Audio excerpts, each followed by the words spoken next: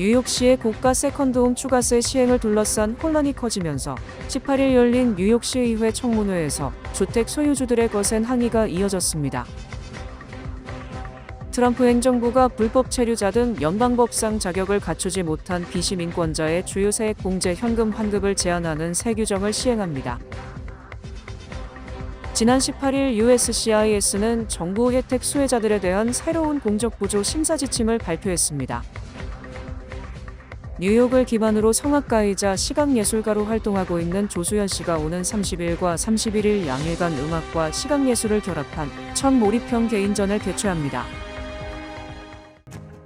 이 프로그램은 당신과 PCB의 시너지, PC빌리티, 당신의 가능성을 더 큰 현실로 만드는 PCB뱅크 제공입니다. 모두가 누릴 수 있는 권리, 바로 아름다움입니다. 키스는 누구나 더 쉽고 당당하게 자신의 아름다움을 즐길 수 있는 세상을 꿈꿉니다. 키스는 우리 모두의 미래가 더 아름답게 빛날 수 있도록 최선을 다할 것입니다. 당신의 아름다움의 모든 순간, 키스가 함께합니다.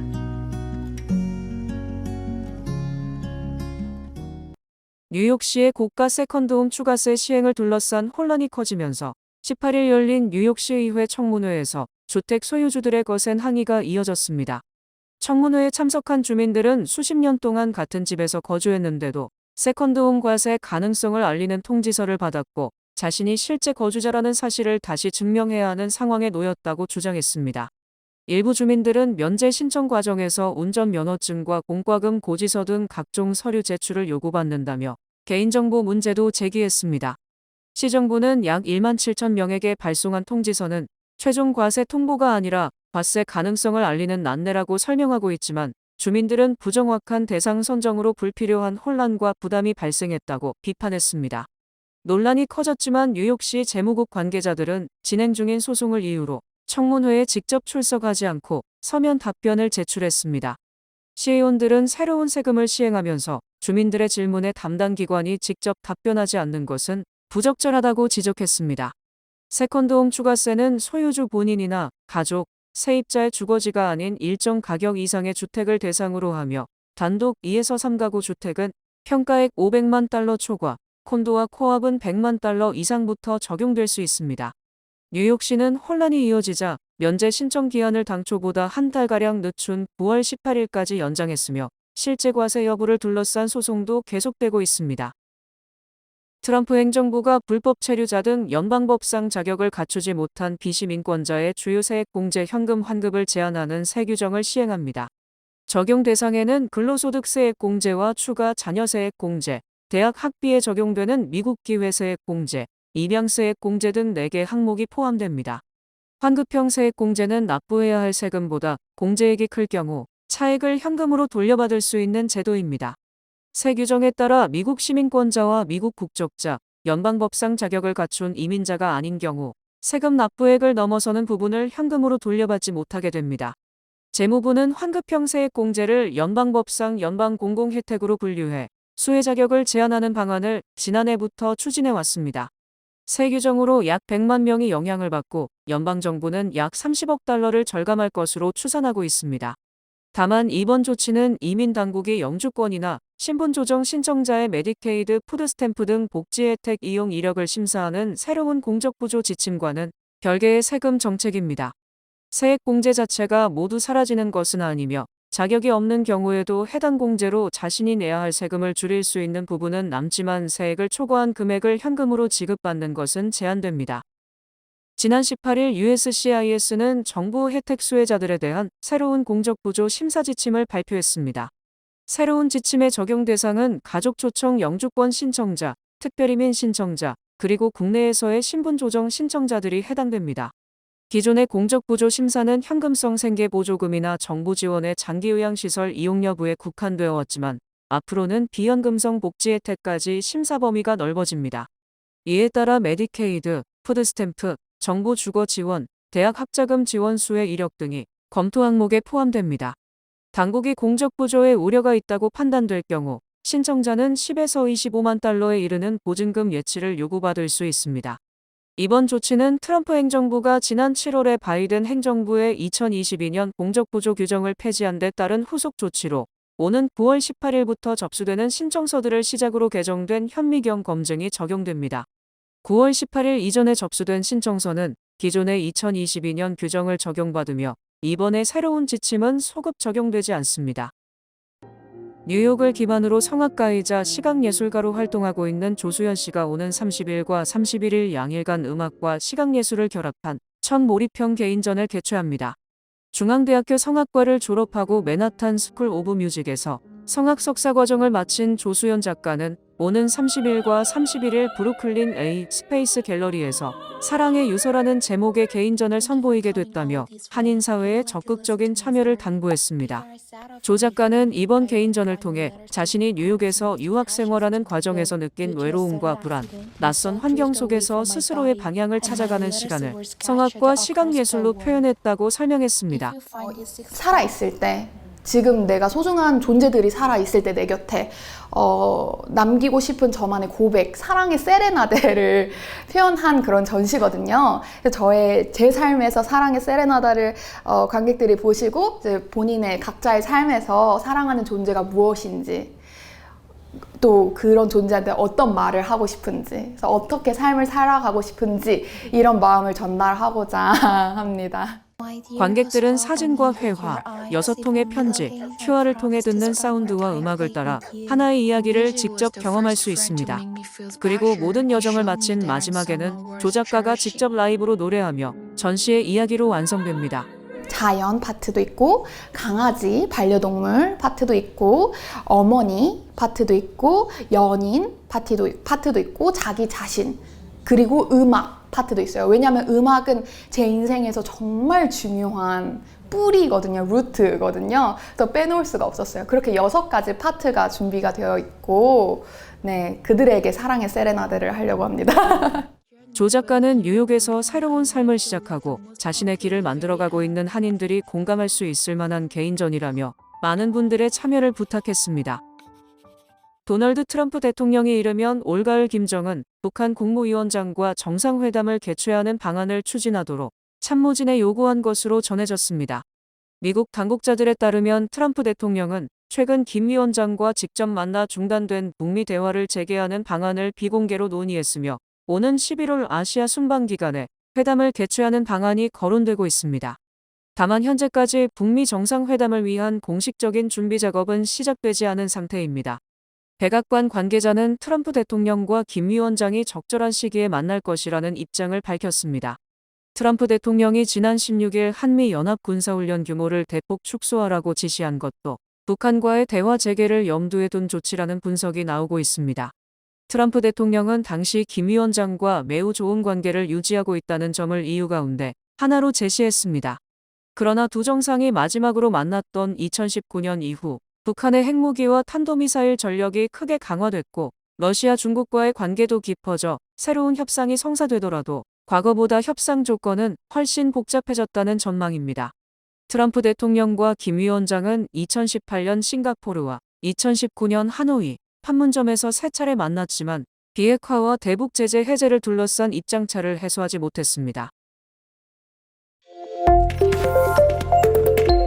브롱스 롱우드에서 과속 차량이 자전거를 타던 51세 남성을 치어 숨지게 한 뒤 운전자가 달아나는 사고가 발생했습니다. 뉴욕시 경찰에 따르면 사고는 18일 밤 9시 30분쯤 브루크너 블러바드에서 발생했으며 검은색 BMW 차량이 남쪽 방향으로 달리다 주차돼 있던 차량 2대를 먼저 들이받은 뒤 자전거를 타고 있던 엔젤로 카메로와 현대 소나타 차량을 잇따라 충돌했습니다. 충격으로 현대차는 또 다른 주차 차량과 부딪혔으며 카메로는 병원으로 옮겨졌지만 숨졌습니다. 현대차 운전자도 병원으로 이송됐지만 안정적인 상태입니다. 카메로는 일을 마치고 자전거로 귀가하던 중 사고를 당했으며 5자녀를 둔 아버지로 확인됐습니다. 사고를 낸 BMW 운전자는 충돌 직후 차량을 현장에 버리고 다른 차량을 타고 달아난 것으로 조사됐습니다.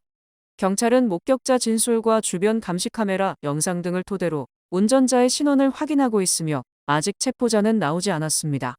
사고 현장에는 여러 차량의 파편이 도로에 흩어질 정도로 충격이 컸으며 경찰은 과속이 사고의 주요 원인 가운데 하나로 보고 정확한 충돌 경위와 도주 차량을 추적하고 있습니다.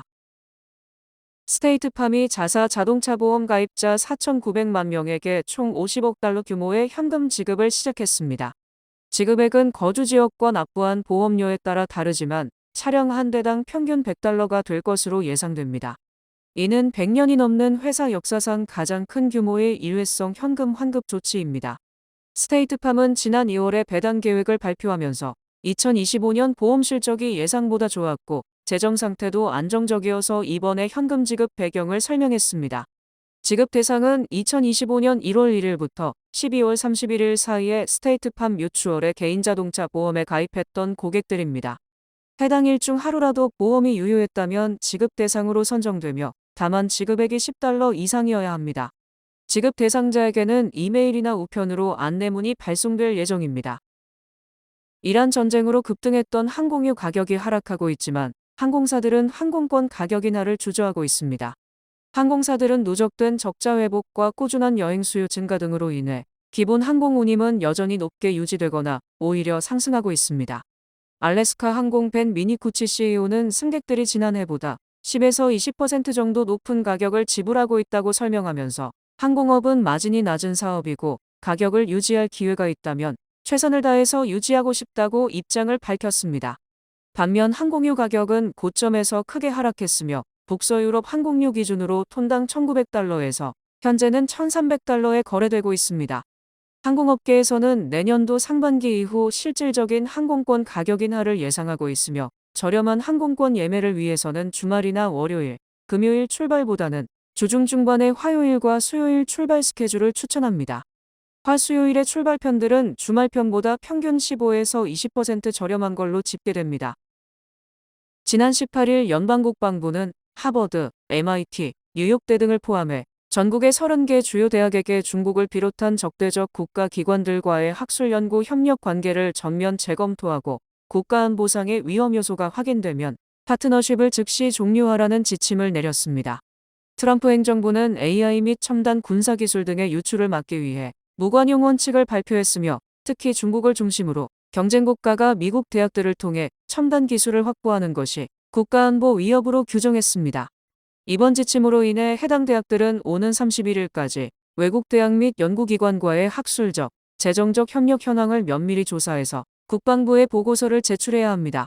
학계에서는 정상적인 학술 교류 위축을 우려하며 중국 대사관 역시 학문 연구의 정치화를 중단하라고 반발하고 있습니다. 이번 조치로 주요 대학들은 중국과 관련된 프로젝트들을 축소하거나 중국 대학들과의 협력 관계를 중단할 것으로 예상됩니다. 지난 18일에 아이스는 스마트 안경을 영상과 음성을 녹화할 수 있는 신체 착용 카메라로 정의했습니다. 현재 규정으로는 개인 소유의 카메라는 연방정부 업무 공간에 반입할 수 없으며 이에 따라 아이스 요원들은 해당 공간 내에서 스마트 안경이나 이와 유사한 기기를 착용할 수 없게 됐습니다. 또한 일부 아이스 요원들이 최근 시위 현장과 이민 단속 과정에서 스마트 안경을 착용한 사실이 알려져 논란이 됐으며 벤처렐라 아이스 국장 대행은 메타 스마트 안경이나 이와 유사한 기기를 사용하면 민감한 정보가 의도치 않게 녹화되거나 전송되어 사생활 보호 조치가 훼손될 수 있다고 설명했습니다. 이번 금지령은 별도의 유예기간 없이 즉시 발효됐으며 이에 따라 요원들은 현장 단속 업무를 포함한 모든 연방정부의 업무 공간 내에서 스마트 안경을 착용할 수 없습니다. 국토안보부 DHS는 750만 달러를 투입해 자체 스마트 안경 개발을 추진 중이며 얼굴 인식 등 생체 데이터를 연방 데이터베이스와 대조하는 기능을 포함할 예정입니다. 이 프로그램은 대형은행의 든든함과 로컬은행의 세심함으로 함께하는 뱅크 오브 오프 제공입니다. 주요 단신 전해드립니다. 4년 만에 컴백한 방탄소년단의 스위미 2026 MTV 비디오 뮤직 어워즈에서 올해의 노래와 최우수 K-팝 등 2개 부문 후보에 올랐습니다. 디즈니가 자회사인 ABC의 방송 면허 취소 시도를 막기 위해 트럼프 행정부를 상대로 소송을 제기했습니다. 미국 29개 주가 제기한 청소년 중독 소송에서 패소할 경우 메타는 최대 1조 4천억 달러의 벌금을 물게 됩니다. 올해 임기가 끝나는 안토니오 구테우스 사무총장의 후임을 뽑는 선거에 여성 5명, 남성 3명 등 총 8명이 출마했습니다. 고 다이애나 영국 왕세자빈의 동생 찰스 스펜서 백작이 누나의 삶과 죽음을 다룬 회고록을 내달 출간합니다. 중국 베이징의 24시간 무인 로봇 카페가 1시간 동안 커피 200잔을 만들어 기네스 세계 기록을 세웠습니다. 항공유 가격 급등으로 대한항공이 9월 국제선 유류 할증료를 인상하며 인천, 뉴욕 노선은 35만 4천 원으로 올랐습니다. 한국의 산골 오두막에서 구조된 퍼그, 지니구가 미국에서 열린 세계에서 가장 못생긴 개 대회에서 우승했습니다. 날씨 전해드립니다. 목요일인 내일은 대체로 흐리며 몇 차례 소나기와 뇌우가 내리겠습니다. 낮 최고 기온은 80도, 최저 기온은 66도입니다. 해 뜨는 시간은 6시 11분, 해 지는 시간은 7시 47분입니다. 이상으로 주간 날씨와 세계 날씨 전해드립니다.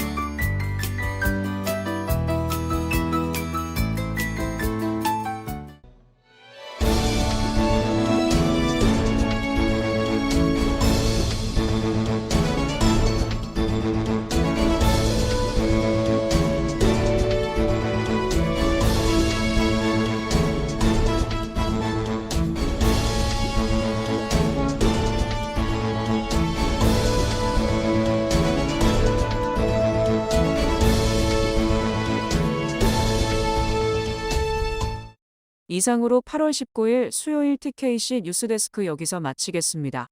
시청해주신 여러분 고맙습니다.